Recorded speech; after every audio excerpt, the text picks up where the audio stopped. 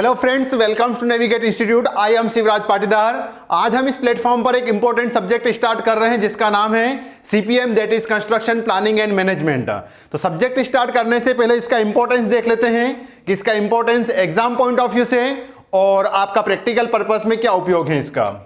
तो exam point of view की बात करता हूं मैं। यदि exam point of view means इसका वेटेज क्या रहता है सब्जेक्ट का आपका। तो यदि मैं जैसे एमपीपीएससी एई की बात करता हूं, एमपीपीएससी एई, तो जिसमें आपका सीपीएम जो सब्जेक्ट है कंस्ट्रक्शन प्लानिंग एंड मैनेजमेंट, 2016 में आपसे इसमें 12 क्वेश्चन पूछे गए हैं।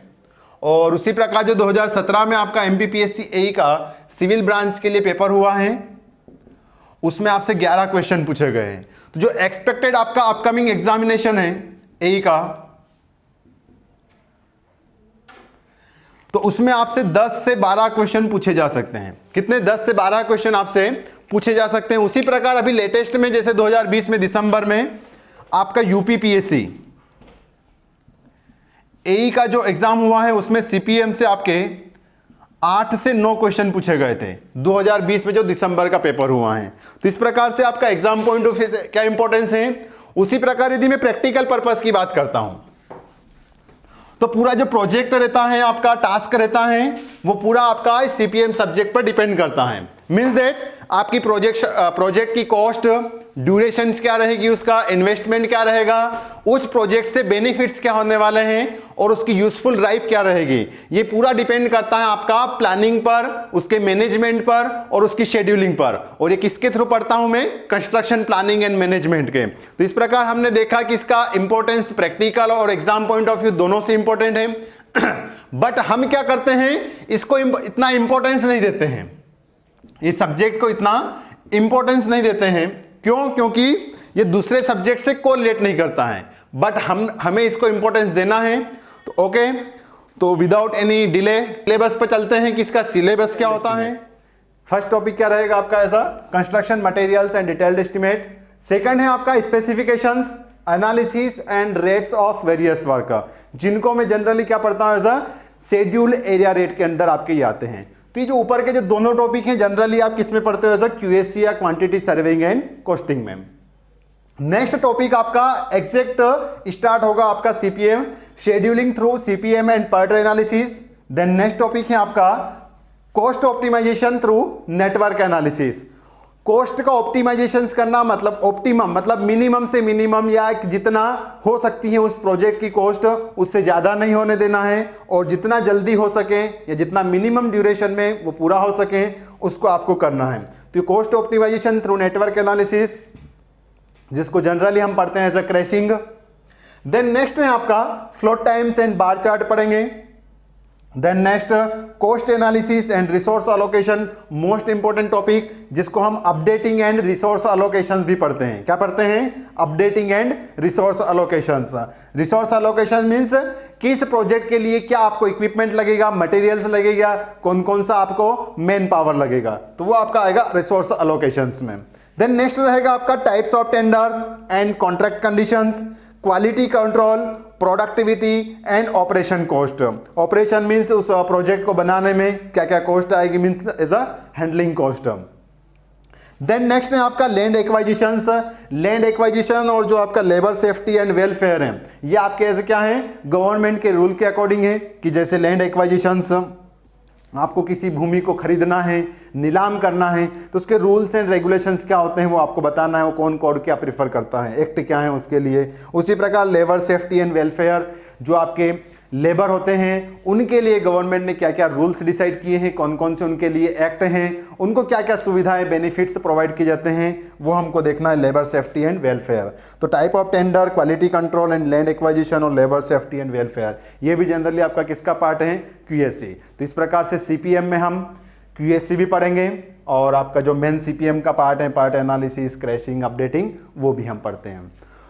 तो देखते हैं आप नेक्स्ट आपका जो कंस्ट्रक्शन प्लानिंग एंड सब्जेक्ट है, सब्जेक्ट का नाम ही आपका क्या है? Construction planning and management. तो होता क्या है इसको देखते हैं। सब्जेक्ट्स को देखते हैं अब क्या है? Construction planning and management, that is CPM. तो कंस्ट्रक्शन क्या होता है आपका? कंस्ट्रक्शन मीन्स टू बिल्ड और टू मेक द स्ट्रक्चर और structural element in a systematic manner, एक तरीके से, एक व्यवस्थित रूप से आपको एक स्ट्रक्चर, शेप और साइज में बनाकर देना है। जैसे मुझे बीम बनाना है, कॉलम बनाना है, स्लैब बनाना है, वाल बनाना है, स्टेयरकेस बनाना है, फुटिंग बनाना है, तो ऐसा सिस्टेमेटिक तरीके से एक ऑर्डर में आपको बनाकर देना है, वो कहलाता है आपका क्या, कंस्ट्रक्शन। उसी प्रकार नेक्स्ट है आपका प्लानिंग। तो प्लानिंग क्या होती है कि व्हाट इज डन एंड मुझे करना क्या है और इसको करूंगा किस तरीके से। Means what and how, what is done and how is done, किस तरीके से करना है, मीन्स किस तरीके से इसको कंप्लीट करूंगा इस प्रोजेक्ट को, तो वो कहलाती है आपकी प्लानिंग। अब प्लानिंग में क्या आएगा आपका, ऑर्डर, कि किस ऑर्डर में इस वर्क को करना है आपको, that is to decide the way of construction. यदि मैं सिविल इंजीनियरिंग की बात करूं तो क्या होगा कि कंस्ट्रक्शन को मैं किस ऑर्डर में कंप्लीट करूंगा, देन इसकी ड्यूरेशंस क्या रहेगी, इसकी कॉस्ट क्या रहेगी, इसमें क्या क्या इक्विपमेंट्स लगेंगे, मटेरियल्स क्या लगेगा, तो ये आपने एक पूरी प्लानिंग बना ली, तो ये कहलाएगा आपका प्लानिंग। देन मैनेजमेंट, तो मैनेजमेंट में क्या होगा, टू अरेंज, अब इन्हीं सभी को अरेंज करके एक ऑर्डर में आपको इसको कंप्लीट करवाना है। क्या करना है, उसका प्रबंध करना है कि ये व्यवस्थित तरीके से आपका काम हो, आपको मैनेज करना है, कंट्रोल करना है कि मेरा काम जितना मैंने ड्यूरेशन दिया है, जितनी कॉस्ट रखी है, उसमें कंप्लीट हो जाए, तो वो कहलाता है आपका अरेंजमेंट करना और उसको मैनेज करना। तो इस प्रकार से आपका ये मैनेजमेंट होता है। तो प्लानिंग मतलब जैसे आपने सुना भी होगा, प्लानिंग कमीशन या 5 इयर्स प्लान होते थे जैसे गवर्नमेंट के, पंचवर्षीय योजनाएं, तो वो क्या है आपका इसी प्रकार से प्लानिंग। बट उनमें क्या होता था, मैनेजमेंट सही से नहीं होता था। क्या नहीं होता था, मैनेजमेंट सही से नहीं होता था। तो 5 वर्षों में जो लक्ष्य पूरा करना था, लक्ष्य क्या था आपका कि जो टारगेट रखा गया कि इतनी जीडीपी मुझे रहना चाहिए, इतना मेरा टारगेट होना चाहिए, तो वो अचीव नहीं होती थी। क्यों, प्लानिंग तो बना लिया आपने, बट उस पर मैनेजमेंट या मैनेज नहीं किया आपने, उस पर कंट्रोल नहीं किया, या मॉनिटरिंग, कंट्रोल मतलब मॉनिटरिंग नहीं की, तो सही तरीके से प्लानिंग इंप्लीमेंट नहीं हो पाई। प्लानिंग क्या होती है, एज अ कागज वर्क या फिर आप पेपर वर्क बोल सकते हो, कि इसमें क्या होता है, हाँ मुझे ये करना है, अब मैनेज या फिर मैनेजमेंट के थ्रू आपको उसको कंप्लीट करवाना है, तो ये नहीं होती है, तो आपकी प्लानिंग बिगड़ जाती है।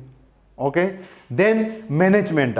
अब मैनेजमेंट क्या क्या पढ़ा आपने कि ऑर्डर या फिर to manage the work, simple सा है, अरेंज करना उसको। जैसे अगर मैं टाइम को मैनेज कर लेता हूं, समय का प्रबंध कर लेता हूं या समय का सदुपयोग तरीके से करता हूं, तो वो क्या कहलाता है आपका टाइम मैनेजमेंट।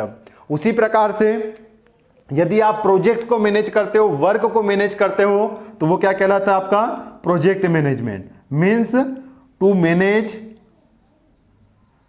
द प्रोजेक्ट, क्या कहलाएगा आपका प्रोजेक्ट मैनेजमेंट। Project management. उसी प्रकार से यदि मैं क्या कर रहा हूं, समय का प्रबंधन कर रहा हूं, means to manage the time, to manage the time is called as a time management. जैसे बचपन में जब हम स्कूल जाते थे, क्या करते थे, जब बचपन में हम स्कूल जाते थे तो टाइम टेबल बनाते थे। टाइम टेबल क्या होता था कि मुझे क्या पढ़ना है, किस समय पर क्या वर्क करना है, मुझे 12 बजे तक स्कूल से आना है, 12 से 1 तक मैं खाना खा लूँगा, फिर 1 से 2 में पढ़ाई करूँगा। इस प्रकार से आपका क्या करना है, आपको वर्क करना है कि मैंने पूरा एक टाइम टेबल बना लिया है कि मुझे किस टाइम पर कौन सा वर्क करना है और मुझे किस प्रकार से होमवर्क पढ़ाई करना था। इस प्रकार से पूरा आप टाइम टेबल बनाते थे, वो कहलाता था आपका टाइम मैनेजमेंट। भले ही आप उस पर इंप्लीमेंट नहीं करते थे उसको। देन आपका आता है कौन सा, to manage the event is called as a event management. Event को मैनेज करना, किस तरीके से किस ऑर्डर में मेरा इवेंट ऑर्गेनाइज होगा। जैसे शादी समारोह है, तो शादी में आप इवेंट या फिर जो शादी है किस सीक्वेंस में होगी, क्या क्या आपको करना है, तो वो कहलाता है आपका इवेंट मैनेजमेंट। मींस दैट कि शादी की शुरुआत कहां से होगी, किस प्रकार से ये प्रोसेस आगे बढ़ेगी, ये पूरी जो प्रोसेस आपको एक मैनेजमेंट के तरीके से उसको कंप्लीट करना है, शुरुआत से लेकर उसके लास्ट कंक्लूजन तक ले जाना है, वो कहलाता है आपका इवेंट मैनेजमेंट। तो इस प्रकार से अपने को इंपॉर्टेंस क्या पढ़ना है, ऐसा प्रोजेक्ट मैनेजमेंट, इनसे कोई संबंध नहीं है आपका। तो प्रोजेक्ट मैनेजमेंट देखते हैं। अब प्रोजेक्ट मैनेजमेंट आपका 3 टर्म्स या 3 एलिमेंट या 3 प्रोसेस बोल सकते हो आप जिसमें कंप्लीट होता है। उसके एलिमेंट्स क्या क्या हैं वो देखते हैं।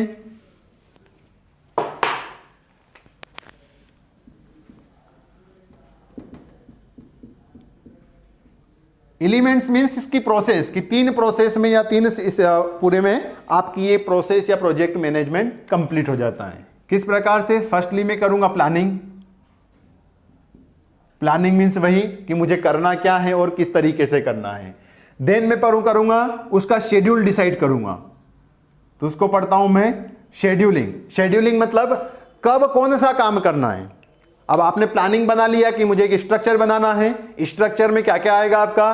फुटिंग होगा, एक्सकेवेशन होगा, खुदाई होगी मतलब। देन आपका उसमें कॉलम आएगा, बीम आएगा, स्लेब आएगा, वॉल आएगी, स्टेयरकेस आएगा। ये आपने प्लानिंग बना दिया कि इतना इतना उसमें वर्क करना है, तो ये होती है आपकी प्लानिंग। अब शेड्यूलिंग क्या होगा? कब कब कौन सा काम करना है। मीन्स पहले कॉलम बनाना है आपको या बीम बनाना है, पहले फुटिंग बनाना है या कॉलम बनाना है, तो कब कौन सा वर्क या एक्टिविटी मुझे इंप्लीमेंट करना है ये डिसाइड करूंगा मैं शेड्यूलिंग के थ्रू। तो इसमें हो जाएगा आपका व्हाट मीन्स क्या करना है और किस तरीके से करना है, मतलब कौन कौन सा करना है, और ये कब कौन सा करना है, जो वर्क करना है वो कब कब करना है, ये कहलाता है आपका शेड्यूलिंग। अब इन दोनों पर एक मॉनिटरिंग टीम बिठा दी जाती है, या फिर आपको क्या करना है, इस पर एक कंट्रोल बिट करना है। कंट्रोल मीन्स जो आप वर्क चाहते हो वो हो रहा है या नहीं हो रहा है, तो उसको पढ़ता हूं मैं कंट्रोलिंग। तो प्लानिंग, शेड्यूलिंग एंड कंट्रोलिंग ये 3 एलिमेंट्स होते हैं किसके? प्रोजेक्ट मैनेजमेंट के। तो मैं क्या पढ़ सकता हूं इसको?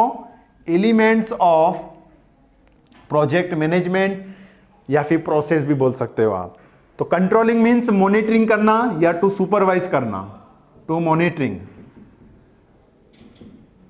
और इसी को मैं बोल सकता हूं to control on project.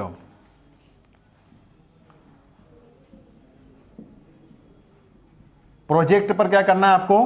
Control, या इसी को मैं बोल सकता हूं सुपरवाइज करना। सुपरविजन, जैसे आपका सुपरवाइजर रहता है तो वो यही काम करता है, कंट्रोल करना। कंट्रोल मीन्स कि आपका काम तरीके से हो रहा है या नहीं हो रहा है, जो मशीनरी इक्विपमेंट आपने उनको दिया है या जो यूज करना है उनका फुली और एक आपका इकोनॉमिक वे में उसका उपयोग हो रहा है या नहीं हो रहा है, तो ये आप कंट्रोलिंग के थ्रू उस पर नजर रखते हैं। तो इस प्रकार से आपका प्रोजेक्ट इस प्रोसेस में कंप्लीट होता है। देन पढ़ते हैं हम प्रोजेक्ट मैनेजमेंट की मेथड्स या टर्म्स कौन कौन सी होती हैं।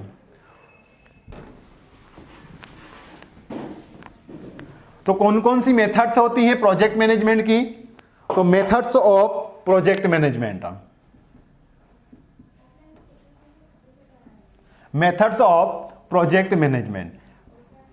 अब कौन कौन सी मेथड से मैं ये पेपर वर्क कर सकता हूं या फिर आपका एक पूरी प्रोसेस को इंप्लीमेंट कर सकता हूं, तो इसके लिए मेथड्स हैं आपका। फर्स्ट जैसे हैं as a bar chart, bar charts के थ्रू करना है।